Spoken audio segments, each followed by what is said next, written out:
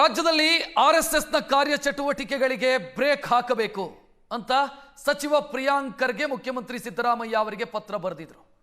ಈ ಪತ್ರ ಬರೆದ ಬೆನ್ನಿಗೆ ನನಗೆ ಬೆದರಿಕೆ ಕರೆಗಳು ಶುರುವಾಗಿದೆ ಅಂತ ಪ್ರಿಯಾಂಕ್ ಖರ್ಗೆ ಈಗ ಹೇಳ್ಕೊಳ್ತಾ ಇದ್ದಾರೆ. 2 ದಿನದಿಂದ ನನಗೆ ನಿರಂತರವಾಗಿ ಬೆದರಿಕೆ ಕರೆಗಳು ಬರ್ತಾ ಇದೆ ಅಂತ ಟ್ವೀಟ್ ಮಾಡಿ ಪ್ರಿಯಾಂಕ್ ಖರ್ಗೆ ಮಾತನಾಡಿದ್ದಾರೆ, ಮಾಹಿತಿ ಕೊಟ್ಟಿದ್ದಾರೆ. ಆರ್ಎಸ್ಎಸ್ ಬಗ್ಗೆ ಮಾತನಾಡಿದ್ದಕ್ಕೆ ನಿರಂತರವಾಗಿ ನನಗೆ ಬೆದರಿಕೆ ಕರೆಗಳು ಬರ್ತಾ ಇದೆ. ಕಳೆದ 2 ದಿನಗಳಿಂದ ಕರೆ ಮಾಡಿ ನನಗೆ ನನ್ನ ಕುಟುಂಬಕ್ಕೆ ನಿಂದಿಸಲಾಗ್ತಾ ಇದೆ ಅಂತ ಅವರು ತಮ್ಮ ಎಕ್ಸ್ ಖಾತೆಯಲ್ಲಿ ಬರ್ಕೊಂಡಿದ್ದಾರೆ. ಇಂಥ ಬೆದರಿಕೆಗೆ ನಾನು ವಿಚಲಿತನಾಗೋದಿಲ್ಲ ಅಂತಾನೂ ಕೂಡ ಪ್ರಿಯಾಂಕ್ ಖರ್ಗೆ ಹೇಳ್ಕೊಂಡಿದ್ದಾರೆ. ಗಾಂಧಿಯನ್ನೇ ಬಿಡಲಿಲ್ಲ, ಅಂಬೇಡ್ಕರನ್ನೇ ಬಿಟ್ಟಿಲ್ಲ, ಇನ್ನು ನನ್ನನ್ನು ಬಿಡ್ತಾರ ಇವರು ಅಂತೆಲ್ಲ ಪ್ರಿಯಾಂಕ್ ಖರ್ಗೆ ತಮ್ಮ ಎಕ್ಸ್ ಖಾತೆಯಲ್ಲಿ ಬರ್ಕೊಂಡಿದ್ದಾರೆ. ಆರ್ಎಸ್ಎಸ್ ಗಾಂಧಿಯನ್ನ ಬಿಡಲಿಲ್ಲ, ಅಂಬೇಡ್ಕರ್ ಅವರನ್ನೇ ಬಿಡಲಿಲ್ಲ, ಇನ್ನು ನನ್ನನ್ನು ಯಾಕೆ ಬಿಡ್ತಾರೆ ಅಂತ ಪ್ರಿಯಾಂಕ್ ಖರ್ಗೆ ಎಕ್ಸ್ ಖಾತೆಯಲ್ಲಿ ಮಾಡಿರುವಂತ ಪೋಸ್ಟ್ ಅನ್ನು ನೀವು ಗಮನಿಸ್ತಾ ಇದ್ದೀರಿ. ಪ್ರಿಯಾಂಕ್ ಖರ್ಗೆ ಅವರ ಅಧಿಕೃತ ಎಕ್ಸ್ ಖಾತೆಯಲ್ಲಿ ಮಾಡಲಾಗಿರುವಂತ ಪೋಸ್ಟ್ ಇದು. ಅದರಲ್ಲಿ ಅವರು ಕೆಲವೊಂದು ವಿಚಾರಗಳನ್ನು ಹಂಚಿಕೊಳ್ತಾರೆ. ಕಳೆದ ಕೆಲ ದಿನಗಳಿಂದ ನನ್ನ ಫೋನ್ಗೆ ನಿರಂತರವಾಗಿ ಬೆದರಿಕೆ ಕರೆಗಳು ಬರ್ತಾ ಇದೆ.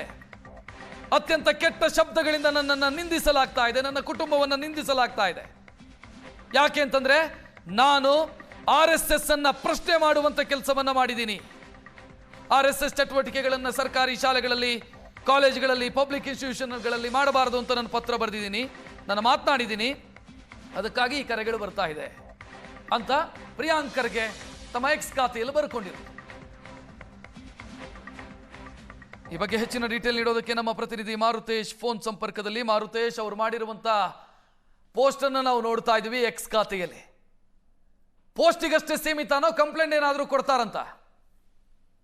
ಆಸ್ ಪರ್ ನಾವು ಟ್ವೀಟ್ ಹೊರತುಪಡಿಸಿದ್ರೆ ಇನ್ನೂ ಕೂಡ ಪ್ರಿಯಾಂಕ್ ಖರ್ಗೆ ಅವರ ಹೇಳಿಕೆ ನಮ್ಗೆ ಸಿಕ್ಕಿಲ್ಲ. ಅದೇ ಪ್ರಯತ್ನದಲ್ಲಿ ನಾವಿದ್ದೀವಿ. ಇದರ ಮುಂದುವರಿದ ಭಾಗವಾಗಿ ಅವರು ಕಾನೂನಾತ್ಮಕವಾಗಿ ಈ ಪ್ರಕರಣವನ್ನ ಡೀಲ್ ಮಾಡ್ತಾರಾ, ಅಥವಾ ಇಂಥದಕ್ಕೆಲ್ಲ ತಲೆ ಕೆಡಿಸ್ಕೊಳ್ಳಲ್ಲ, ನಾನು ಇಂಥ 100 ಬೆದರಿಕೆ ಕರೆ ಬಂದ್ರು ನಮ್ ಕೆಲಸ ನಾವು ಮಾಡ್ತೀವಿ ಅನ್ನುವಂತ ನಿಲುವಿಗೆ ಬರ್ತಾರ ಅನ್ನೋದ್ರ ಬಗ್ಗೆ ಇನ್ನು ಕ್ಲಾರಿಟಿಯನ್ನ ಅವರೇ ಕೊಡ್ಬೇಕಾಗುತ್ತೆ. ಒಂದಂತೂ ಸ್ಪಷ್ಟ, ಈ ವಿಚಾರ ದೇಶಾದ್ಯಂತ ಸುದ್ದಿ ಮಾಡಿದೆ. ಯಾಕಂದ್ರೆ ಆರ್ಎಸ್ಎಸ್ ಚಟುವಟಿಕೆಗಳನ್ನ ಸರ್ಕಾರಿ ಪ್ರದೇಶಗಳಲ್ಲಿ ನಿಷೇಧಿಸಬೇಕು ಅಂತ ಹೇಳಿ ಮುಖ್ಯಮಂತ್ರಿಗಳಿಗೆ ಪತ್ರ ಬರೆದದ್ದು ಕೂಡ ಪ್ರಿಯಾಂಕ್ ಖರ್ಗೆ ಅವರು. ಜೊತೆಗೆ ಆರ್ಎಸ್ಎಸ್ ನ ನಿಲುವುಗಳು ಅಥವಾ ಸಿದ್ಧಾಂತಗಳನ್ನ ಮೊದಲಿನಿಂದಲೂ ವಿರೋಧಿಸ್ಕೊಂಡು ಬಂದಿರತಕ್ಕಂಥವ್ರು ಪ್ರಿಯಾಂಕ್ ಖರ್ಗೆ.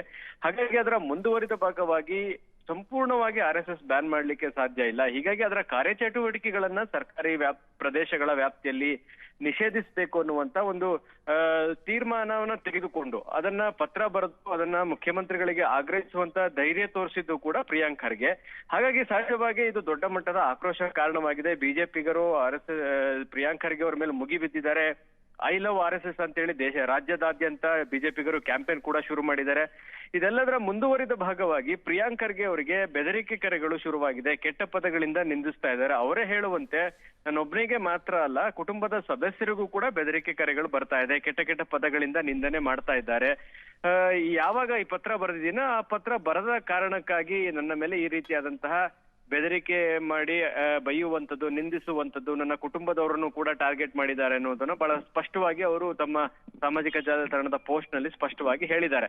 ಹೀಗಾಗಿ ಇದನ್ನ ಇಲ್ಲಿಗೆ ಬಿಡ್ತಾರ ಪ್ರಿಯಾಂಕ್ ಖರ್ಗೆ ಅವರು, ಅಥವಾ ಇದನ್ನ ಕಾನೂನಾತ್ಮಕವಾಗಿ ಹೋರಾಟ ಮಾಡಿ ಯಾರು ಆ ರೀತಿ ಬೆದರಿಕೆ ಕರೆ ಹಾಕಿದ್ರು ಅವ್ರನ್ನ ಬಂಧಿಸಿ ಜೈಲಿಗಟ್ಟಿದ್ರೆ ಒಂದಷ್ಟು ಜನಕ್ಕೂ ಕೂಡ ಬುದ್ಧಿ ಬರುತ್ತೆ. ಯಾಕಂದ್ರೆ ಸೈದ್ಧಾಂತಿಕ ಹೋರಾಟಗಳು ರಾಜಕಾರಣದಲ್ಲಿ ಇದ್ದೇ ಇರುತ್ತೆ, ಆದ್ರೆ ಯಾವುದೂ ಕೂಡ ವೈಯಕ್ತಿಕ ಹಂತಕ್ಕೆ ಹೋಗಬಾರದು ಅನ್ನುವಂಥದ್ದು ಎಲ್ಲರ ಸಹಮತ. ಹಾಗಾಗಿ ಪ್ರಿಯಾಂಕ್ ಖರ್ಗೆ ಅವರಿಗೆ ಇವತ್ತಾಗ್ಬೋದು, ನಾಳೆ ಇನ್ನೊಬ್ಬರ ನಾಯಕರಿಗೆ ಆಗ್ಬೋದು, ಆದ್ರೆ ವೈಯಕ್ತಿಕ ಟೀಕೆಗಳಿಗೆ ಹೋಗಬಾರ್ದು ಅನ್ನುವಂತ ನಿಲುವು ರಾಜಕಾರಣಿಗಳಿಗೆ ಸಹಜವಾಗಿ ಇದ್ದೇ ಇರುತ್ತೆ. ಆದ್ರೆ ಪ್ರಿಯಾಂಕ್ ಖರ್ಗೆ ಅವರು ಇದನ್ನ ಮುಂದುವರಿಸ್ತಾರೆ. ಯಾಕಂದ್ರೆ ಅವ್ರ ಪೋಸ್ಟ್ ನಲ್ಲಿ ಹೇಳುವಾಗ ಬುದ್ಧ, ಬಸವ, ಅಂಬೇಡ್ಕರ್ ಅನ್ನೇ ಬಿಡದೇ ಇರತಕ್ಕಂಥವ್ರು ನನ್ನನ್ನ ಬಿಡ್ತಾರೆ ಅಂತ ನಾನು ಎಕ್ಸ್ಪೆಕ್ಟ್ ಮಾಡಲ್ಲ. ಇದು ನಿರೀಕ್ಷಿತ ಮತ್ತು ನನಗೆ ಇದ್ರಲ್ಲೇನು ಆಶ್ಚರ್ಯ ಕಾಣಿಸ್ತಾ ಇಲ್ಲ. ನಾವು ಹೋರಾಟವನ್ನ ಮಾಡೋದಕ್ಕೆ ಶುರು ಮಾಡಿದೀವಿ. ಸೈದ್ಧಾಂತಿಕವಾಗಿ ಯಾವಾಗ ನಿಲುವನ್ನ ತೆಗೆದುಕೊಂಡು ತೀರ್ಮಾನವನ್ನ ತೆಗೆದುಕೊಂಡು ನಿಷೇಧ ಮಾಡೋದಕ್ಕೆ ಮುಖ್ಯಮಂತ್ರಿಗಳ ತನಕ ಪತ್ರ ಹೋಯ್ತು, ಆ ಪತ್ರ ಮುಂದುವರಿದ ಭಾಗವಾಗಿ ಇದೆಲ್ಲವೂ ಕೂಡ ನಿರೀಕ್ಷಿತ ಅನ್ನುವ ರೀತಿಯಲ್ಲೂ ಕೂಡ ಅವರ ಪೋಸ್ಟ್ ನಲ್ಲಿ ಕೆಲ ಅಂಶಗಳನ್ನ ಅವರು ಉಲ್ಲೇಖಿಸಿದ್ದಾರೆ.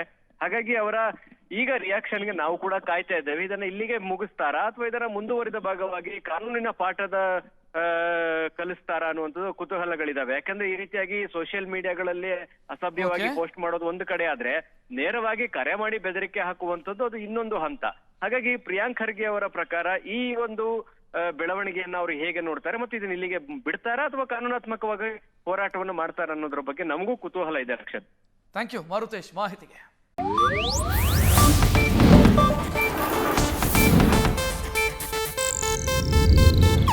ಇದು ಏಷ್ಯಾನೆಟ್ ನ್ಯೂಸ್ ನೆಟ್ವರ್ಕ್ ಪ್ರಸ್ತುತಿ.